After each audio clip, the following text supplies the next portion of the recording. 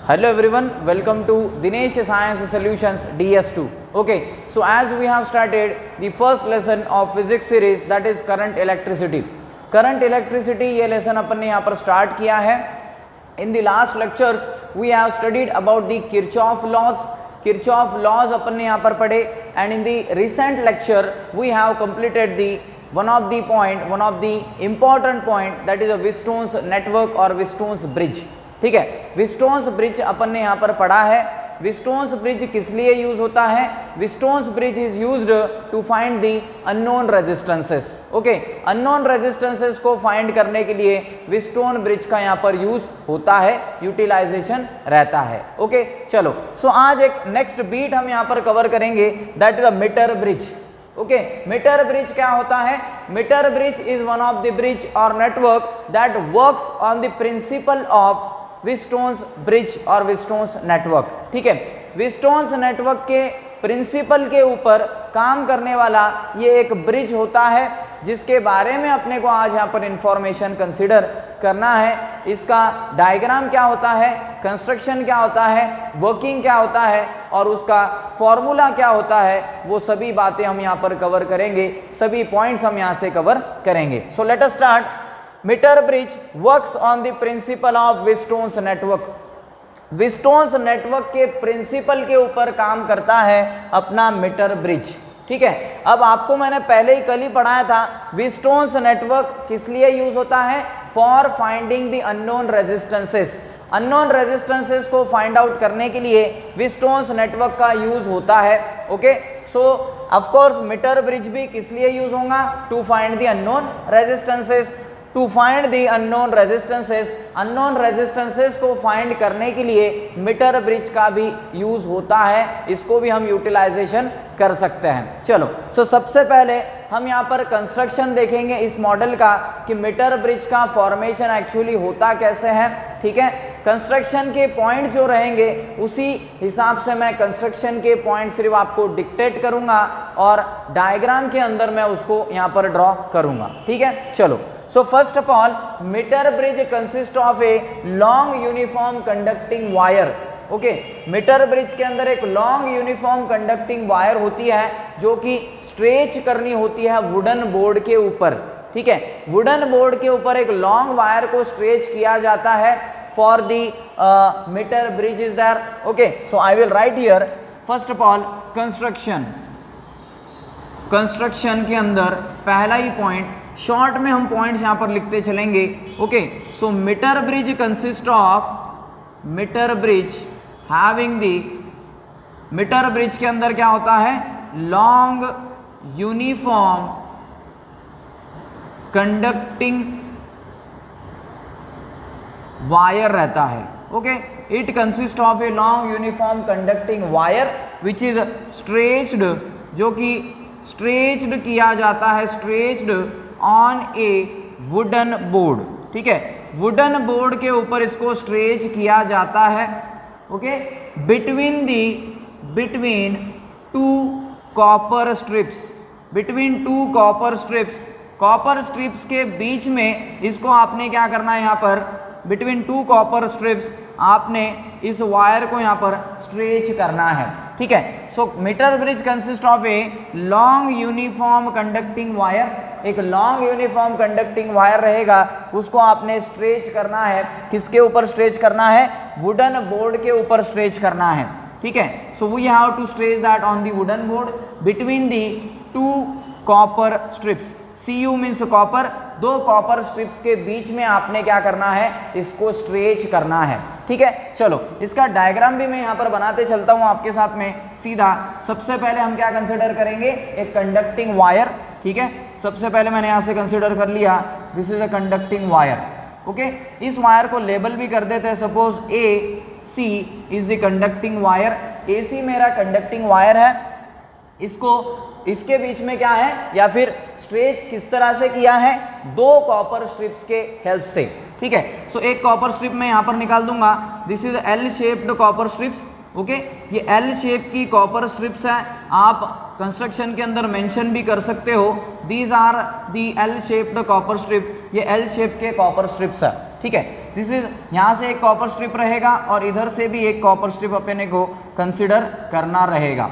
Okay, so this is the another copper strip that I have consider here. ये दूसरा copper strip है जो मैंने यहाँ से कंसिडर कर लिया है। ओके, सो ये दो कॉपर स्ट्रिप हो चुके हैं। इनके बीच में कंडक्टिंग वायर को क्या किया है, स्ट्रेच आउट किया है। इन दोनों के बीच में कंडक्टिंग वायर को स्ट्रेच यहाँ पर अपने किया है। ठीक है, चलो, सो ये पहला पॉइंट मैंने यहाँ पर लिख दिया। Second point, the third copper strip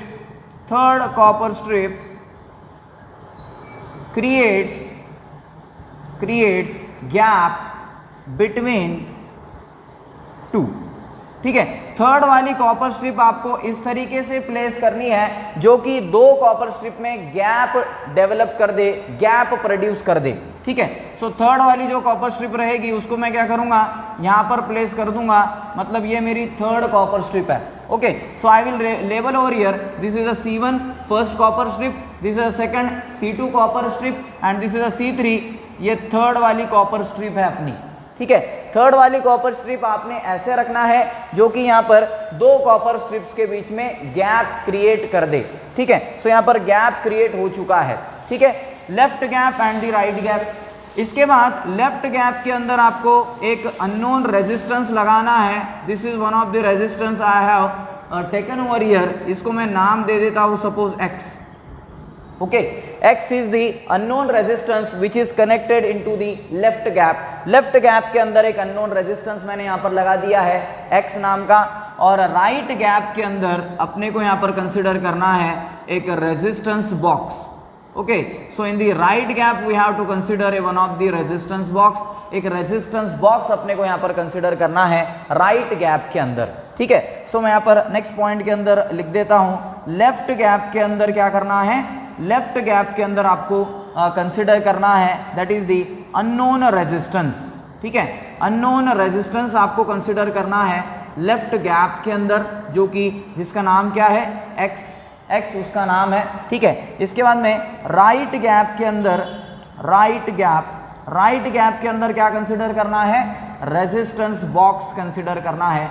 RB is the resistance box connected in the right gap. ठीक है, इसके बाद आपको यहाँ पर गैल्वानोमीटर कंसिडर करना है। This is a G galvanometer. Galvanometer is used to determine the sensitive currents और to count the sensitive currents. Sensitive currents को डिटरमाइन करने के लिए, काउंट करने के लिए गैल्वानोमीटर का यूज होता है। ठीक है, सो गैल्वानोमीटर के दो टर्मिनल होते हैं। ये पहला टर्मिनल मैंने यहाँ पर कनेक्ट कर दिया और दूसरा टर्मिनल मैंने इस वायर के ऊपर कनेक्ट कर दिया। ठीक है, सो गैल्वानोमीटर का पहला टर्मिनल आपको एक पॉइंट के ऊपर कनेक्ट करना है जिसको मैं यहाँ पर लेबल कर देता हूँ B point. Okay, so B is nothing but a junction point. B को क्या बोलेंगे, जंक्शन पॉइंट है। ठीक है, सो दूसरा टर्मिनल जो है गैल्वानोमीटर का, वो आपको इस पॉइंट के ऊपर, इस वायर के एक पॉइंट के ऊपर कनेक्ट करना है। इसको मैं यहाँ पर नाम दे देता हूँ that is a D point. ठीक है, ये D पॉइंट है और ये जो D पॉइंट है ये जॉकी के हेल्प से अपन ने यहाँ पर इसको टच करवाया है। J is nothing but the jockey. अब ये जॉकी क्या होती है मैं आपको ये वर्किंग के अंदर समझाऊंगा। ठीक है, वर्किंग के अंदर हम समझेंगे कि जॉकी एक्चुअली क्या होती है। ठीक है, ओके, सो ये पॉइंट हम यहाँ पर कवर कर लेते हैं। ठीक है, नीचे फोर्थ पॉइंट या फिर ये सर्किट आएगा यहाँ पर, तो फोर्थ पॉइंट हम यहाँ पर ले लेते हैं। चलो, सो फोर्थ पॉइंट के अंदर क्या लिखना है आपने, गैल्वानोमीटर का एक टर्मिनल जंक्शन पॉइंट B से कनेक्ट करना है, दूसरा टर्मिनल आपने जॉकी से कनेक्ट करना है। Okay, so one terminal of G is connected to the junction. पहला टर्मिनल जंक्शन से कनेक्ट करो। ओके, एंड सेकेंड वाला जो टर्मिनल है, सेकेंड टर्मिनल जो रहेगा that is connect second terminal of the G have to connect with respect to the jockey। Jockey के साथ में सेकेंड टर्मिनल को आपने यहाँ पर क्या करना है, कनेक्ट कर देना है। ठीक है, हो गया। इसके बाद में लास्ट एंड फिफ्थ पॉइंट जो रहेगा, आपको क्या करना है, यहाँ पर EMF E कनेक्ट करना है। Okay, we have to connect one of the EMF E। ये EMF रहेगा E, इसके दो टर्मिनल्स रहते हैं पॉजिटिव नेगेटिव, पता है आपको। इसके बाद में यहाँ पर अपने को कंसिडर करना है की, कंसिडर करनी है K की। ओके, इसके बाद में आपको यहाँ पर एक रेजिस्टेंस कंसिडर करना है, इसको हम रियोस्टैट कहते हैं। okay, that is called as a rheostat. Okay, so RH stands for the rheostat. Okay, so यहाँ से हम rheostat consider कर लेंगे.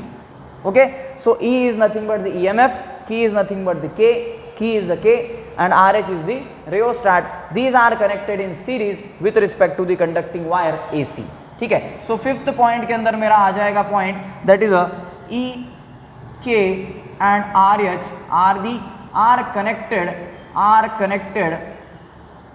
are connected in series. इन सभी को किसके अंदर कनेक्ट करना है? सीरीज के अंदर कनेक्ट करना है with respect to the conducting wire AC. अब सीरीज क्या होता है? सीरीज मतलब एक कंपोनेंट के आगे दूसरा, दूसरे के आगे तीसरा, इसको हम सीरीज अरेंजमेंट कहते हैं. 10th स्टैंडर्ड में दो अरेंजमेंट्स के बारे में आपने पढ़ा है, एक सीरीज अरेंजमेंट और दूसरी पैरेलल अरेंजमेंट. सीरीज मतलब एक कंपोनेंट के बाजू में दूसरा, दूसरे के बाजू में तीसरा. पैरेलल मतलब एक कंपोनेंट ऊपर रहेगा, उसके नीचे दूसरा रहेगा, उसके नीचे तीसरा कंपोनेंट रहेगा. ठीक है, सो हमने ये सीरीज के अंदर ज्वाइन कर लेना है. ओके, ये सीरीज के अंदर ज्वाइन होगा. Okay, this will be connected in the series. So ये कंस्ट्रक्शन पॉइंट हो चुका है मीटर ब्रिज का. एक बार लास्ट में एक रिकैप हम देख लेंगे जब हम ये वीडियो कंप्लीट करेंगे. ठीक है, चलो. सो ये कंस्ट्रक्शन हो चुका है इस मीटर ब्रिज का. अब हम वर्किंग के तरफ बढ़ते हैं. ठीक है, वर्किंग के तरफ बढ़ेंगे तो नेक्स्ट स्लाइड के ऊपर मैं आपको वर्किंग समझाऊंगा, इसका कैसा वर्किंग होता है. चलो, सो वर्किंग के तरफ बढ़ेंगे. So let us see about the working, how the metre bridge works. अब ये मीटर ब्रिज कैसे वर्क करता है, कैसे काम करता है. ठीक है, ये डायग्राम है मीटर ब्रिज का. एक बार डायग्राम आप देख लो इसको अच्छे से. ठीक है, इस डायग्राम को हमने देखना है. जैसे ही इस सर्किट के अंदर मैं की को क्लोज करता हूं, अब ये डॉट देना मतलब की को क्या करना, क्लोज करना. ठीक है, अब फैन अभी फिलहाल अगर आपके घर में एक कोई भी क्लासरूम एक रूम रहेगा, उसका फैन अभी बंद है. ठीक है, जब फैन को ऑन करना होता है तो आप क्या करते हो, स्विच ऑन करते हो. आपकी लैंग्वेज में स्विच ऑन है, लेकिन इलेक्ट्रिसिटी के लैंग्वेज में जब स्विच ऑफ होता है या फिर जब स्विच क्लोज होता है, जब हम स्विच को क्लोज करेंगे तभी वो फैन क्या होने वाला है, मूव होने वाला है. मतलब वहाँ पर इलेक्ट्रिसिटी उसके अंदर से फ्लो होने वाली है सर्किट के अंदर से. ठीक है, मतलब जैसे ही मैंने की को यहाँ पर क्लोज कर दिया, the current will start to flow inside this circuit. इस सर्किट के अंदर करंट फ्लो होना स्टार्ट होगा.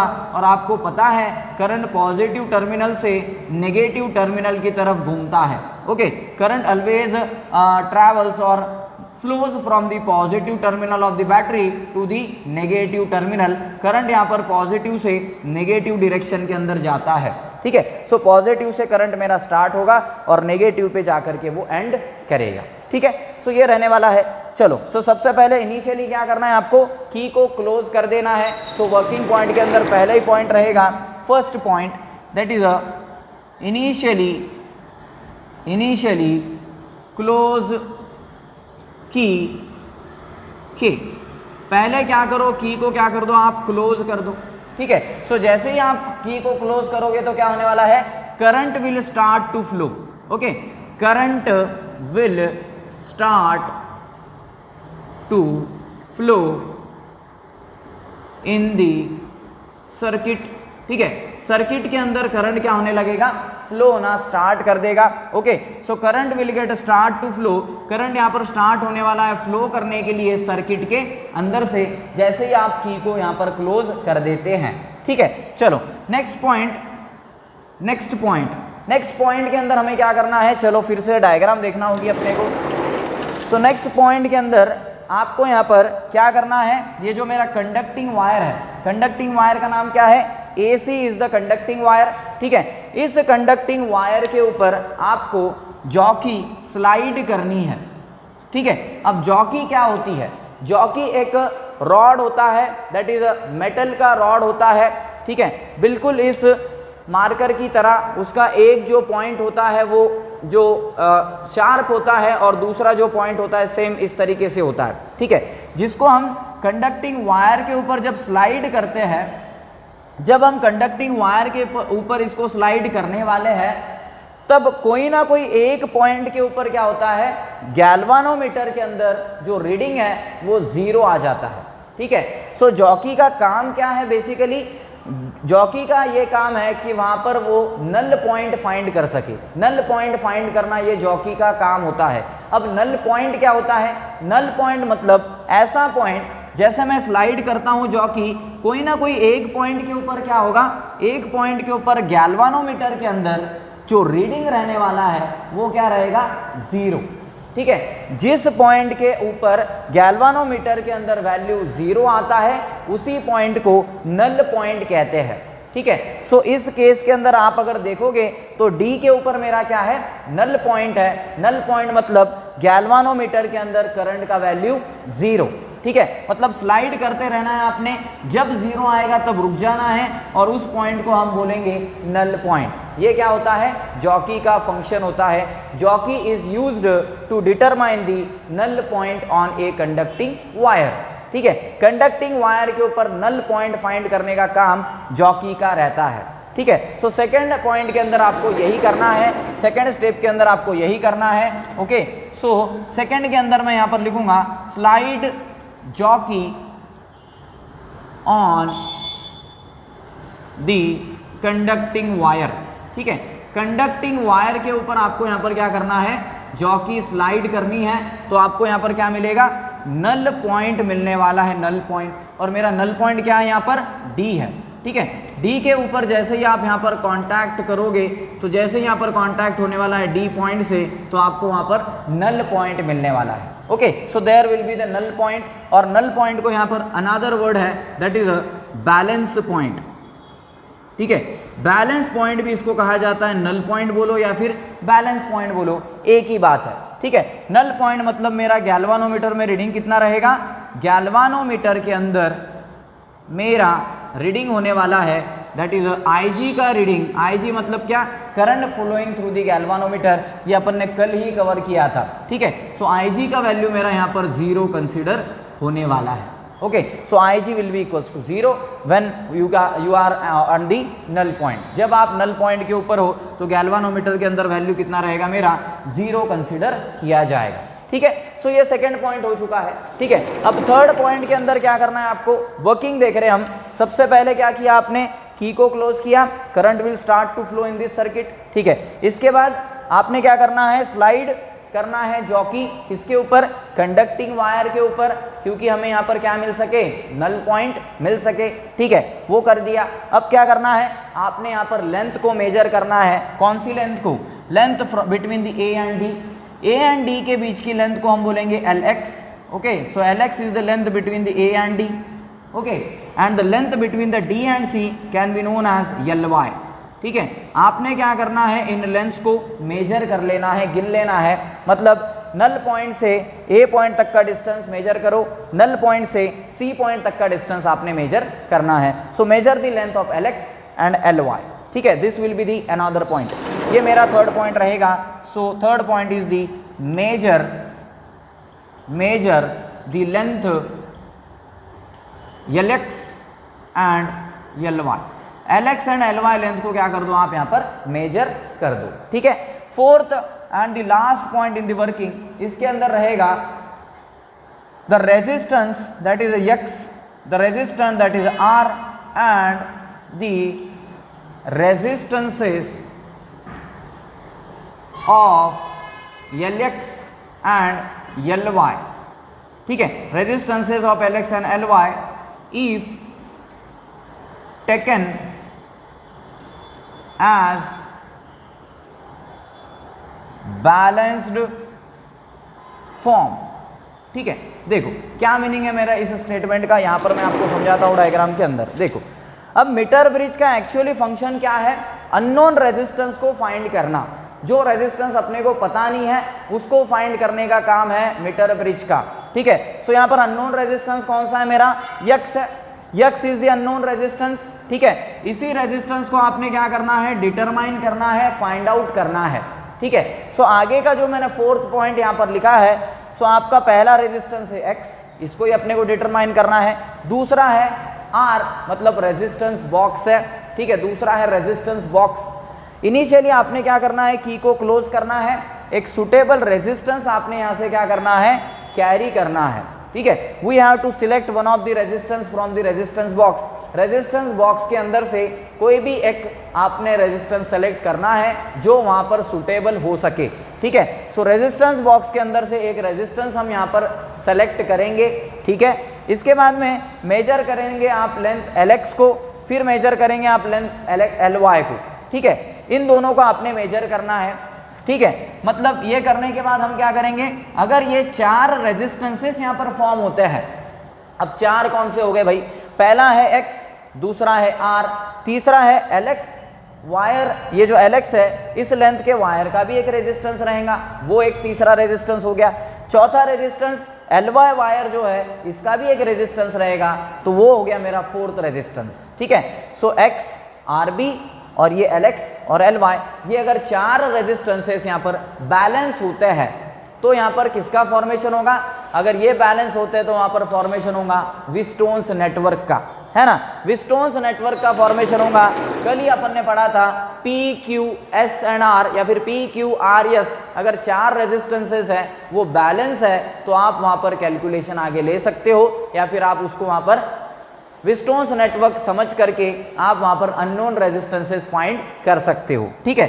सो ये X, R और मेरा Lx और Ly, ये क्या बनेगा जाकर के, ये मेरा यहाँ पर फॉर्मेशन होगा किसका, विस्टोन्स नेटवर्क का, ओके।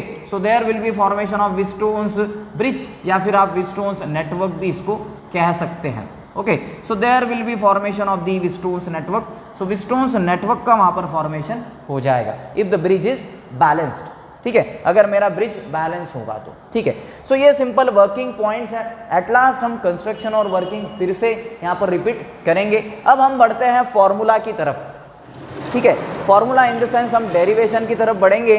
सो फॉर्मूला सबसे पहले कैसे हम यहाँ पर जनरेट कर सकते हैं, ओके। सो डेरिवेशन पार्ट की तरफ अपने को यहाँ पर बढ़ना है। सो let us see the derivation part, okay. सबसे पहले आपको यहाँ पर सिग्मा पता होना चाहिए कि क्या है, okay. Sigma is nothing but the resistance per unit length, okay. Sigma क्या होता है, सिग्मा होता है मेरा रेजिस्टेंस पर यूनिट लेंथ, मतलब सिग्मा एक ऐसा रेजिस्टेंस है that is a sigma is equals to resistance per unit length, हम यहाँ पर ये कंसीडर कर सकते हैं। अगर इस इक्वेशन में मुझे रेजिस्टेंस फाइंड करना है तो कैसे कर सकता हूँ मैं, R को बाहर लो, R इज इक्वल्स टू, अब ये सिग्मा एंड लेंथ के बीच में क्या होगा, क्रॉस मल्टीप्लीकेशन होगा, है ना। So R will be equals to sigma into L, लिख सकते हैं हम ऐसा, यस। सो सिग्मा को, R को हम यहाँ से इस तरीके से फाइंड आउट कर सकते हैं, ठीक है। सो अपने पास में रेजिस्टेंसेस कौन से हैं, जैसे कि मैंने आपको बताया X मेरा एक अननोन रेजिस्टेंस है, डिवाइडेड बाय रेजिस्टेंस बॉक्स, ये भी आपका एक रेजिस्टेंस है तो मैंने उसको R लिख दिया, ठीक है। इसके बाद में आपके पास 2 लेंथ है, दैट इज Lx एक लेंथ है आपके पास और दूसरी लेंथ है Ly, ठीक है।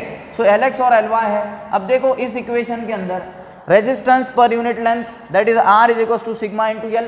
सो इस Lx को मैं सिग्मा से मल्टीप्लाई कर सकता हूँ क्या, यस। इस Ly को सिग्मा से मल्टीप्लाई कर सकता हूँ क्या, यस, क्योंकि आप लेंथ का क्या निकाल सकते हो यहाँ पर, रेजिस्टेंस निकाल सकते हो बाय यूजिंग दिस फॉर्मूला, ठीक है। सो मैं यहाँ पर क्या करता हूँ, सिग्मा से मल्टीप्लाई कर देता हूँ, सिग्मा से मल्टीप्लाई कर दिया, ठीक है। अब सिग्मा दोनों तरफ सेम है तो सिग्मा को आप कैंसिल भी कर सकते हो। अब कैंसिल ही करना था तो लिखा क्यों है, क्योंकि ये कॉन्सेप्ट तो लगाना पड़ेगा ना। तो ये क्या है, फॉर्मूला है, sigma is equals to resistance per unit length, R is equals to sigma L। So sigma क्या हो गया यहाँ पर कॉमन एंड कैंसिल आउट।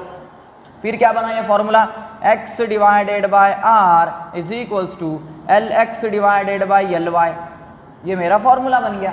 सो इस फॉर्मूला को अगर आप यहाँ पर ध्यान से देखोगे और डायग्राम के अंदर देखोगे तो आपको क्या दिखाई देगा, देखो, ठीक है। ये Lx मेरा ये डायग्राम है, ये X divided by R is equals to Lx divided by Ly। So ये एक रेजिस्टेंस है, ये दूसरा रेजिस्टेंस है, ये तीसरा रेजिस्टेंस है, ये चौथा रेजिस्टेंस है, ठीक है। ये रेजिस्टेंसेस को देख के आपको याद आ रही होंगी विस्टोन्स नेटवर्क की, लेकिन वो अलग बात है कि उसका डायग्राम थोड़ा अलग था, PQRS, ठीक है। P divided by Q is equals to R divided by S या फिर S डिवाइडेड बाय R। कल ही ये इक्वेशन अपन ने यहाँ से प्रूव किया है, ठीक है। ये इक्वेशन अपन ने कल ही यहाँ से प्रूव किया था, जो कि अपन ने यहाँ पर कंप्लीट किया है। P divided by Q is equals to S divided by R। So उसी तरीके से हम यहाँ पर ले सकते हैं X divided by R is equals to Lx divided by Ly, है ना। इसी तरीके से हम यहाँ पर इसको प्लेसअप कर सकते हैं। चलो मैंने यहाँ पर ये ले लिया, लेकिन अपने को एक्चुअली यहाँ पर क्या करना है, ये क्यों कर रहे हैं हम सब चीज़ें, अपने को यहाँ पर इंटरेस्ट किस में है, अपने को यहाँ पर इंटरेस्ट है इस अननोन रेजिस्टेंस को फाइंड आउट करने के लिए। तो इस अननोन रेजिस्टेंस को कैसे फाइंड कर सकते हैं हम, कौन सा फॉर्मूला हम यहाँ पर लगाना पड़ेगा। सो अननोन रेजिस्टेंस को फाइंड आउट करने के लिए अपने पास फॉर्मूला है, that is x divided by r is equals to lx divided by ly। So क्या फाइंड करना है आपको, यहाँ से x फाइंड करना है, ठीक है। So x will be equals to, ठीक है, ये r जो है ये यहाँ पर जाएगा तो क्रॉस मल्टीप्लिकेशन होगा, ठीक है। सो r into lx divided by ly, ये यहाँ पर क्या होगा, सिंपली फॉर्मूला होने वाला है। So x is equals to r into lx divided by ly, ये मेरा क्या रहेगा, फाइनल इक्वेशन या फिर फाइनल डेरिवेशन रहेगा इस पॉइंट के लिए, ठीक है। सो आप x is equals to r into lx divided by ly, अगर आपको r पता है, lx पता है, ly पता है, तो आप अननोन रेजिस्टेंस x को फाइंड आउट कर सकते हो। यही है मेरा मीटर ब्रिज का इक्वेशन या फिर फॉर्मूला, ठीक है। So this is a formula. Construction पढ़ी अपन ने, वर्किंग पढ़ी एंड इसका डेरिवेशन पार्ट भी अपन ने यहाँ से कंप्लीट कर लिया है। एट लास्ट हम इसको फिर से एक बार रिवाइज कर देंगे, लेकिन उसके आगे एक छोटा पॉइंट है वो मैं यहाँ पर कैरी फॉरवर्ड करना चाहूँगा। वो पॉइंट क्या है, देखो अब यहाँ पर ये एक्सपेरिमेंटेशन करने के दौरान अपने को यहाँ पर कुछ एरर्स आने वाले हैं, ठीक है। एरर्स या फिर हम बोल सकते हैं उनको प्रॉब्लम्स, ठीक है। प्रॉब्लम्स आने वाली है और उनका अपने को क्या करना पड़ेगा, एलिमिनेशन करना पड़ेगा, ठीक है। कुछ प्रॉब्लम्स आपको यहाँ पर दिखाई देंगी, उनको एलिमिनेट भी तो करना पड़ेगा ना, डिटेक्ट होने के बाद एलिमिनेट करना होगा, तभी आपको प्रॉपर यहाँ पर रीडिंग्स मिलने वाले हैं। चलो सो पहला प्रॉब्लम आपको किसके अंदर आ सकता है, if conducting wire is not uniform. अगर मेरा कंडक्टिंग वायर यूनिफॉर्म नहीं है तो रेजिस्टेंस का वैल्यू प्रॉपर मिलेगा क्या आपको, रेजिस्टेंस का वैल्यू प्रॉपर मिलेगा क्या, नहीं, आंसर इज नो। फिर क्या करेंगे, अगर मेरा कंडक्टिंग वायर यूनिफॉर्म ही नहीं है, प्रॉपर तरीके के अंदर नहीं है वो, तो क्या करना पड़ेगा, उसके लिए आपको यहाँ पर एक्सचेंज करना होगा। Okay, so exchange the positions of x and r। x और r की पोजीशन को क्या करो, एक्सचेंज कर दो या फिर इंटरचेंज कर दो, ठीक है। मतलब जहां पर आपने x लगाया है वहां पर रेजिस्टेंस बॉक्स को लगाना है, और जहां पर आपने रेजिस्टेंस बॉक्स लगाया है वहां पर आपने क्या करना है, x को वहां पर जा करके आपने कनेक्ट कर देना है, ठीक है। सो ये पहला मेरा एरर है और ये एलिमिनेशन है उसका, मतलब जैसे हम एलिमिनेट कर सकते हैं, करेक्ट कैसे कर सकते हैं वो भी मैं यहाँ पर मेंशन कर रहा हूँ। सेकंड, दूसरा एरर आपको आ सकता है, when sliding jockey on conducting wire, temperature of wire increases, temperature of wire get increases, ठीक है। जैसे ही आप स्लाइड करने वाले हो जॉकी कंडक्टिंग वायर के ऊपर, उस वायर का टेम्परेचर इंक्रीज हो जाएगा। ये तो बहुत ही सिंपल बात है, अगर कंडक्टिंग वायर के ऊपर मैं जॉकी स्लाइड करता हूं तो उसका टेम्परेचर बढ़ेगा, और कल ही मैंने आपको पढ़ाया था टेम्परेचर, स्ट्रेन, ह्यूमिडिटी, डिस्प्लेसमेंट अगर बढ़ेगा तो रेजिस्टेंस का वैल्यू चेंज होगा, ठीक है। सो ये यहाँ पर वैल्यूज चेंज होने वाले हैं, ठीक है। सो ये यहाँ पर वैल्यूज चेंज होने वाली है, तो इसको क्या कर सकते हैं हम, आपने इंस्टेड ऑफ स्लाइडिंग